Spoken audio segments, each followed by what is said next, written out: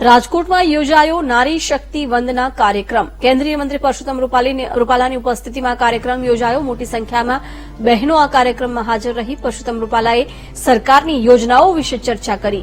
મહિલા સશક્તિકરણ માટે પીએમ મોદીએ કરેલા કાર્યો પણ તેમણે ગણાવ્યા।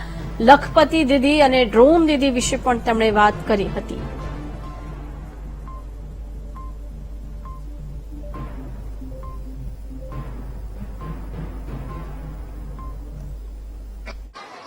પ્રધાનમંત્રીશ્રીએ એક વાત બહુ સુંદર કરી છે।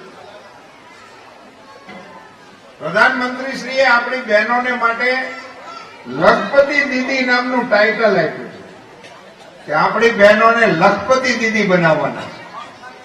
1 કરોડ બહેનો લખપતિ દીદી બની ગઈ છે અને 3 કરોડ બહેનોને લખપતિ દીદી બનાવવા માટેનો કાર્યક્રમ પ્રધાનમંત્રીશ્રીએ જાહેર કર્યો છે।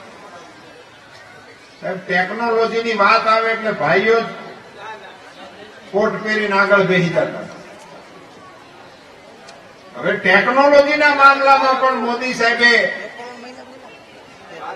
મોદી ડ્રોન દીદી એક નવો કાર્યક્રમ શરૂ કર્યો છે અને ડ્રોનને ચલાવવા માટેની ટ્રેનિંગ પણ દીકરીઓને મફત અને ડ્રોન આપવાનું પણ મફત।